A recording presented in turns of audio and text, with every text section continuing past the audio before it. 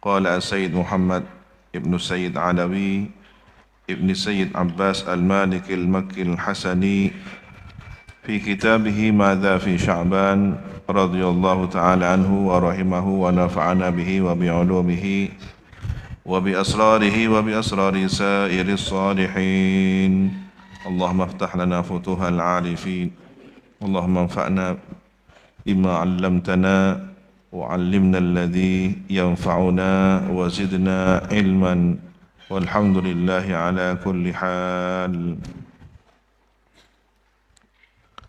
إلى أن قال ومن فضائل الصلاة على النبي صلى الله عليه وسلم. Yang kesembilan, dari berbagai keutamaan salawat kepada Nabi, yang kesembilan ialah termasuk fadilah berbagai keutamaan bersalawat kepada Nabi sallallahu alaihi wasallam, annaha tunfil faqr, bahwasanya salawat itu menghilangkan kefakiran, meniadakan kefakiran. Ini sudah pada wilayah takdir Allah. Jadi salawat ini punya peran mengubah takdir dari satu takdir kepada takdir yang lain. Wa tufid bil khairi wal barakati, dan mengalirkan kebaikan serta keberkahan. Ini aliran melimpah. Afadha yufidu tufidu. Jadi bukan sekedar mengalir begitu, tetapi aliran melimpah ruah. Wa qad ja'a dzalika min iddati turukin, dan sungguh telah datang keterangan tersebut min iddati turukin, dari berbagai jalur hadis, bi asanida muta'addidatin, dengan sanad hadis yang berbagai macam, yuqawi ba'duha ba'dan, yang mengokohkan sebagian turuk atau asanid ba'dan kepada sebagian yang lain. Hadisnya banyak, satu dan lainnya saling menguatkan. Kesimpulannya bahwa hadis yang menjelaskan fadilah salawat kepada Nabi, meniadakan kefakiran, mengalirkan limpahan kebaikan dan keberkahan, itu sangat banyak sekali dan kuat. Farawa Abu Nuaim an Samurah bin Jundub radhiyallahu an, maka meriwayatkan siapa Imam Abu Nuaim dari sahabat Samurah bin Jundub radhiyallahu an, qala, berkata sahabat Samurah, ya rajulun, datang seorang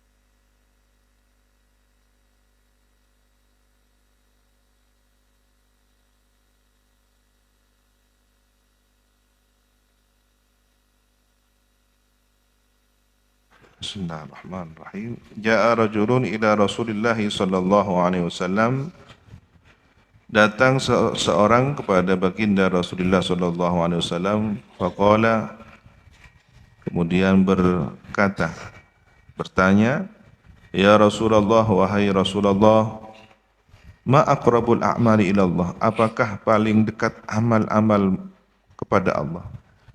Amal apa yang paling dekat kepada Allah? Faqala sallallahu alaihi wasallam, maka menjawab Rasulullah sallallahu alaihi wasallam, sidqul hadithi, ucapan yang jujur, wa ada'ul amanati, menunaikan amanat. Jadi dua hal yang paling dekat menurut Allah Subhanahu wa taala. Dua amal inilah. Yang pertama, jujur ucapan. Yang kedua, melaksanakan amanat. Fakultu, Kemudian saya berkata, ya Rasulullah zidna. Jadi ketika ada orang lain bertanya kepada Rasulullah, di sampingnya ada Samurah bin Jundub ikut mendengarkan. Begitu Rasulullah menjawab pertanyaan orang tadi, amal apakah yang paling dekat menurut Allah? Dijawab oleh Rasulullah, sidqul hadits wa adaul amanah. Sahabat Samurah tertarik juga untuk bertanya, ya Rasulullah, wahai Rasulullah, zidna, tambahkanlah untuk kami. Tambahkan penjelasan atau tambahkan penjelasan tentang amalan yang mendekatkan diri kepada Allah. Jadi para sahabat itu senang dan mempersibuk diri untuk melaksanakan fadailul a'mal, amal-amal yang utama. Ini generasi awal ya. Sementara fenomena di zaman akhir, ada orang sibuk membahas satu hadis tentang fadilah amal.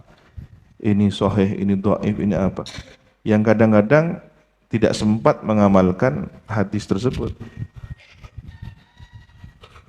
Sementara awwaluna sabiqun mengamalkannya. Kita juga bisa melihat di era zaman dahulu, para santri-santri yang nututi zaman Yai Sepuh. Begitu para Yai dawuh, "Cung, amalkan ini." Tidak banyak bertanya apa dalilnya, statusnya seperti apa, apakah sahih atau dhaif. Diamalkan, begitu saja diamalkan. Sibuk dengan amalan. Yang akhir zaman ini kadang-kadang sibuk meneliti hadisnya, mempertanyakan kesahihan hadisnya. Begitu sudah sahih atau sahih hasan atau di bawahnya hasan li ghairihi, itu pun masih tidak mengamalkan. Perlu menjadi evaluasi bagi kita, generasi yang ada di akhir zaman ini. Belajarlah seperti salafus salih, sibuk memperbanyak amal. Apalagi di akhir zaman banyak orang sibuk berdebat tentang suatu amal. Jadi Sayyidina Samurah minta ditambah penjelasannya. Qala, bersabda Rasulullah sallallahu alaihi wasallam, salatul lail wa shaumul hawajir. Salat malam dan puasa pada hari-hari yang sangat panas. Al-hawajir ini al-ayyam syadidatul har. Hari-hari yang sangat panas. Dari asal kata hajir, hari yang panas. Qultu, saya berkata lagi, ya Rasulullah, zidna, wahai Rasulullah, tambahkan lagi untuk kami. Jadi sahabat ini seperti haus ilmu. Qala, Nabi bersabda, kasratul dzikri was salatu alayya tunfil faqra. Memperbanyak zikir dan bersolawat kepadaku dapat meniadakan kefakiran.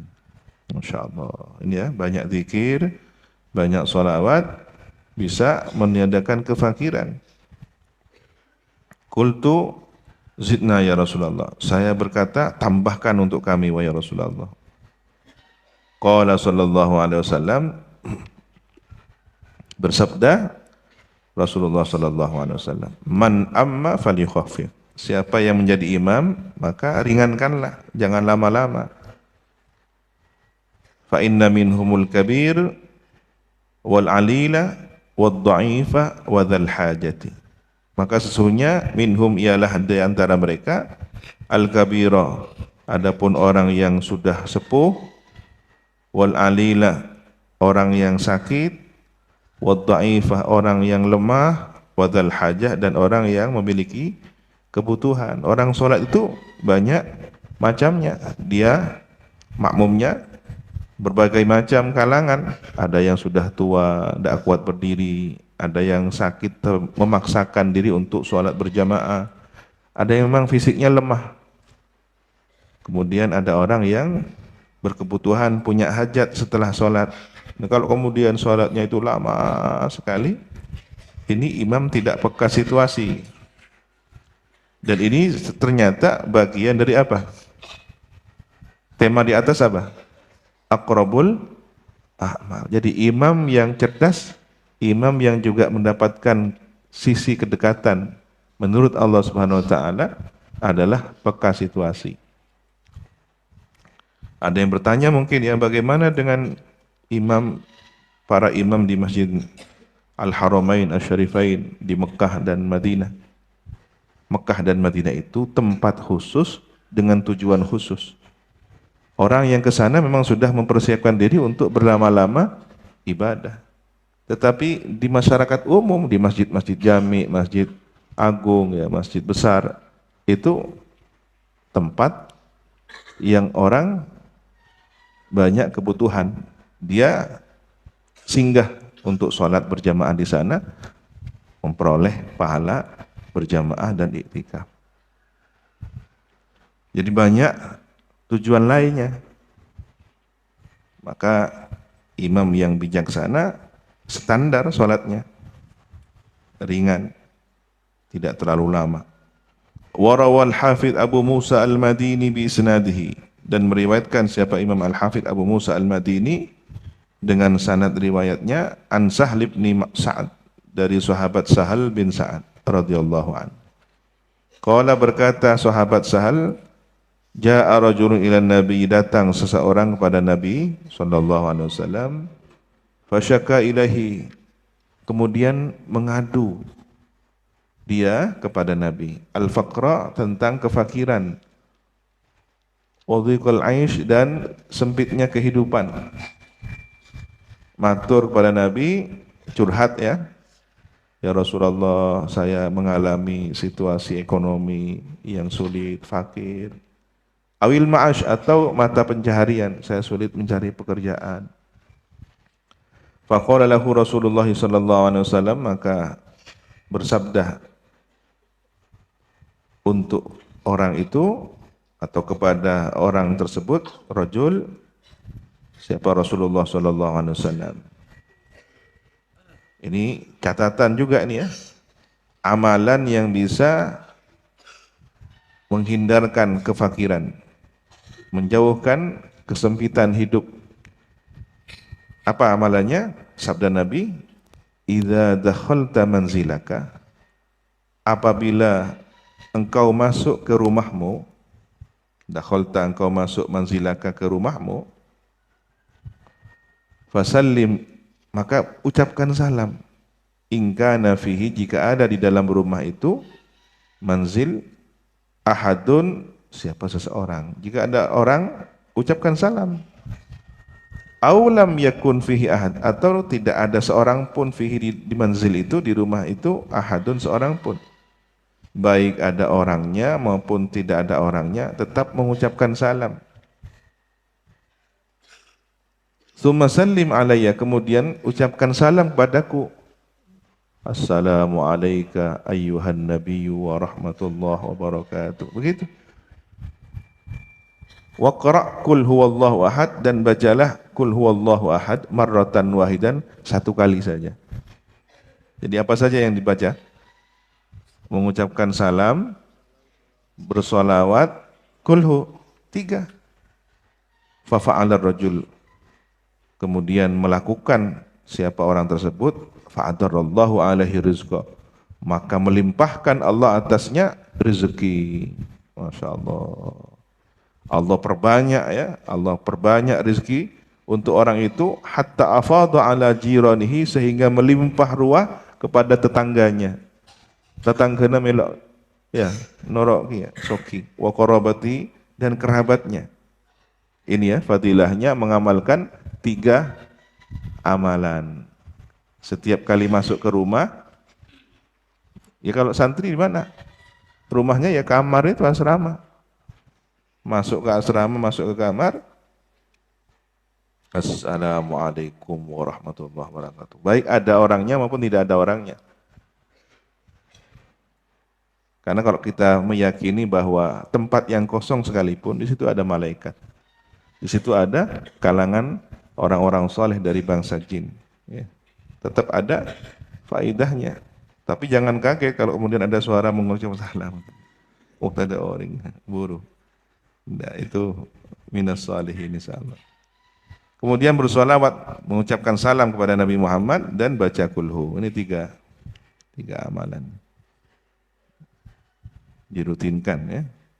Yang ke-10 min fadailis salati alaihi, termasuk fadilah keutamaan bersolawat pada Nabi sallallahu alaihi wasallam, anna man aktsara minha, bahwa orang yang memperbanyak solawat, yakunu Rasulullah sallallahu alaihi wasallam aulan nasi bihi, bahwa siapa yang memperbanyak salat kepada Nabi, yakunu ada siapa Rasulullah sallallahu alaihi wasallam aulan nas, adalah paling utama manusia bihi padanya. Nanti Rasulullah akan menempatkannya di samping Rasulullah.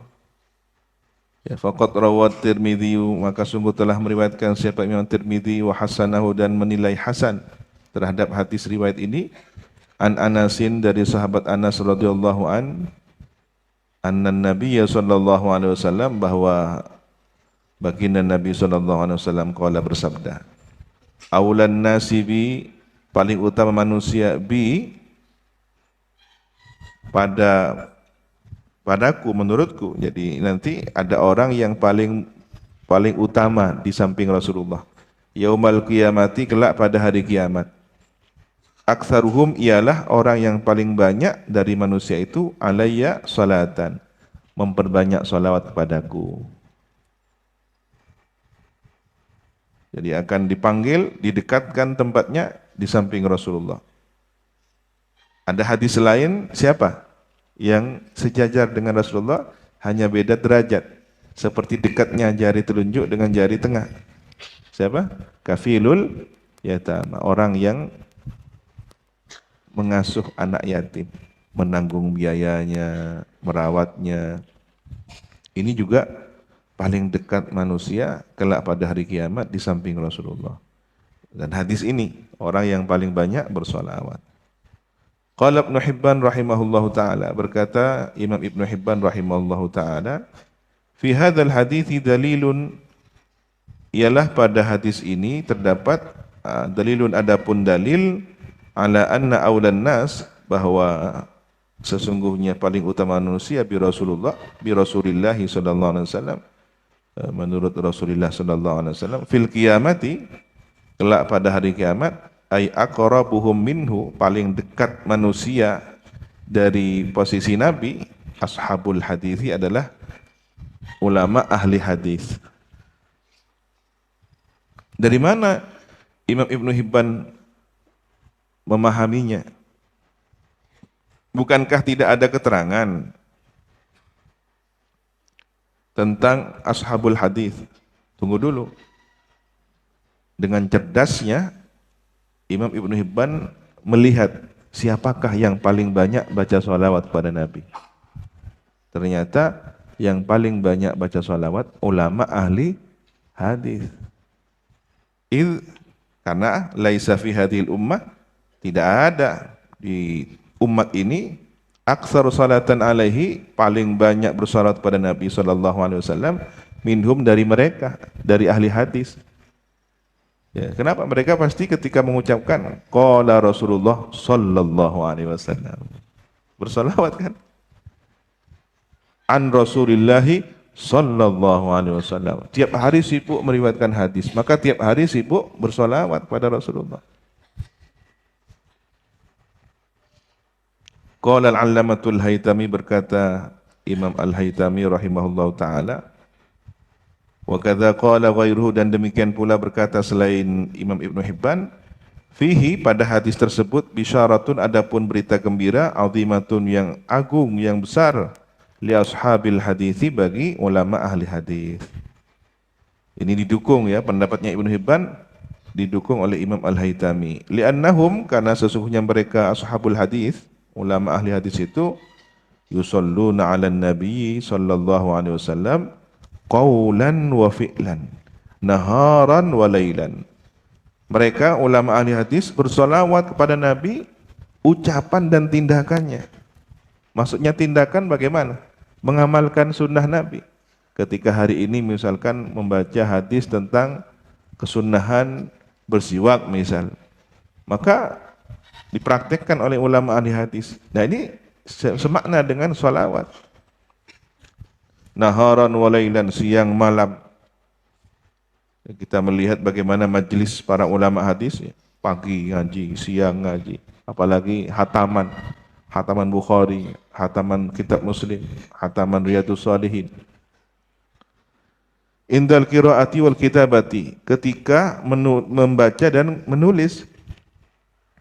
Ulama ahli hadis kan mengumpulkan sanad riwayat hadisnya, seperti kisah Imam Bukhari, perjalanan kaki ya sejarak berapa mil itu dari Bukhara ke Irak untuk mencari hadis, kemudian menyebar ke berbagai daerah mencari ulama ahli hadis, menghafalkannya, menuliskannya. Ini berapa? Lisannya yang baca, ingatannya yang mengingat, tangannya yang menuliskan. Semuanya bernilai sholawat kepada Nabi. Fahum aktsarun nasi sholatan, maka mereka ulama ahli hadis itu paling banyak manusia bersolawat kepada Nabi. Jadi kadang-kadang kita itu tidak melihat sisi riyadhah semacam ini ya. Kita melihat, oh ini ulama ahli hadis, dia hafal hadis, begitu saja, sekilas pandang. Tidak dipikirkan. Kalau kemudian Imam Bukhari menuliskan hadis dan mengumpulkannya, berapa kali mencatatnya, berapa kali dari lisannya meriwayatkan hadis, dan berapa kali bersolawat pada Nabi. Bahkan ketika kita baca manakibnya Imam Bukhari, beliau itu untuk menyeleksi hadis-hadis apakah sahih atau tidak, sholat istikharah dulu. Kalau kemudian ada sekian banyak hadis yang diistikharahi, berapa kali belum istikharah? Ini riyadhahnya. Maka kita kadang melihat itu ulama yang hebat ketika diceritakan karomahnya bisa terbang, karomahnya bisa melipat waktu. Ini karomah. Imam Bukhari ini waliullah. Siapa yang lebih wali kalau bukan ahli hadis yang banyak bersolawat pada Nabi? Yang bisa mengumpulkan ribuan hadis, ini karomah. Kadang kita terlalu sempit menilai karomah. Kalau nggak bisa jalan di atas air, enggak hebat ini. Padahal mereka yang berjalan di atas air belum tentu wali, ya, dan belum tentu manusia.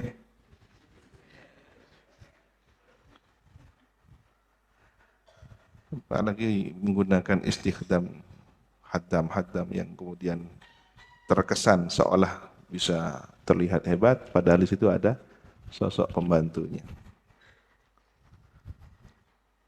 Apa bedanya dengan ahli sulap? Lidzalika ikhtassu bihadhil manqabah. Karena hal tersebutlah mereka para ulama ahli hadis menjadi khusus, menjadi istimewa. Bihadhil manqabati, dengan derajat kepemimpinan ini, min baini sa'iril firaqin ulama, dibanding dari seluruh kelompok para ulama lainnya. Intaha. Bagaimana dengan Sayyidil Walid Abu Yazid Muhammad bin Alwi al-Maliki? Beliau dzurriyyah Rasulillah. Beliau sehari-hari mengajar umat ini, membimbing umat. Kemudian beliau juga seorang musnid, ya, periwayat hadis. Selain menuliskan kitab-kitabnya dengan penuh banyak hadis, beliau juga berzikir, bersolawat pada Nabi. Maka tidak heran ada orang yang seringkali berjumpa Rasulullah dalam mimpi, asbahan nas bi Rasulillah, Sayyid Muhammad bin Al-Maliki. Orang yang mimpi Rasulullah, hampir banyak yang berkata, paling mirip dengan Rasulullah adalah Sayyid Muhammad bin Al-Maliki. Radhiyallahu ta'ala wa rahimahu. Bersyukurlah kita yang memiliki hubungan ruhani dengan beliau. Yang ke-11, wa min fadailis salati alaihi sallallahu alaihi wasallam, dan ialah termasuk fadilah keutamaan bersalat pada Nabi sallallahu alaihi wasallam, anna barakatiha wa khairataha tudrikur rajul al-musalli wa waladahu wa walada waladihi. Bahwasanya keberkahan salawat itu dan kebaikan-kebaikannya menyusuli orang yang bersolawat itu sendiri dan anaknya serta anak cucunya. Fadilah keutamaan bersolawat itu barokahnya dan kebaikan yang melimpah dari solawat tersebut tidak hanya untuk orang yang bersolawat sendiri, tidak hanya orang yang bersolawat sendiri, tetapi anaknya dapat, anak keturunannya, cucu cicitnya. Jadi boleh jadi kita ini hari ini mendapatkan kebaikan, ada di tempat yang baik, di majelis yang baik, belajar menjadi orang baik, ya, berlaku baik. Ini berkah dari orang tua kita atau leluhur, kakek moyang, datuk-datuk kita yang ahli bersolawat pada Nabi. Benar orang yang mengatakan, jika ingin punya anak keturunan yang soleh dan solehah, bersalawatlah kepada Nabi sebanyak-banyaknya. Ini pemahaman dari ini. Kama ruwiya, sebagaimana diriwayatkan an Hudzaifah radhiyallahu an, dari sahabat Hudzaifah radhiyallahu an, annahu, bahwasanya sahabat Hudzaifah qala, berkata, as-salatu 'ala nabi sallallahu alaihi wasallam tudriku rajul wa waladahu wa walada waladihi. Bersalawat kepada Nabi dapat mencakup orang yang bersalawat itu sendiri dan anaknya serta anak-anaknya. Masya Allah. Allahumma salli ala Sayyidina Muhammadin kama amartana an nusalli alaihi. Ya Allah, anugerahkanlah salawat atas baginda kami Muhammad sebagaimana amartana, engkau perintahkan kami, an nusalli alaihi, untuk bersolawat kami kepada baginda Nabi Muhammad. Wa kama tuhibbu an yusalli alaihi, dan sebagaimana engkau senang an yusalla alaihi, dibacakan solawat untuk Nabi. Wa kama yuhibbu an yusalla alaihi, dan sebagaimana Nabi sendiri senang dibacakan solawat untuknya. Jadi kita bersolawat mengikuti perintah Allah untuk bersolawat kepada Nabi, dan kita bersolawat sesuai dengan apa yang disenangi Allah untuk bersolawat kepada Nabi, dan sesuai apa yang disenangi Nabi untuk bersolawat kepada Nabi. Ini pengakuan diri bahwa kita itu tidak tahu sejauh manakah yang paling pantas untuk Nabi. Maka kita pasrahkan salawatnya kepada Allah, kita pasrahkan salawatnya kepada Nabi yang paling pantas untuk beliau. Kalau kita sederhanakan dalam kalimat yang lain, kami bersolawat kepada Nabi Muhammad SAW, salawat yang sudah paling pantas dan sesuai dengan derajat baginda Nabi, menurut Allah dan menurut Nabi sendiri. Karena Allah lah yang lebih tahu tentang maqam Nabi. Dan Nabi sendiri tentu yang juga mengetahui makom diri beliau. Wa kama huwa ahlu indaka, dan sebagaimana beliau Nabi ahlu, yang berhak untuk menerima salat itu, indaka, menurutmu ya Allah.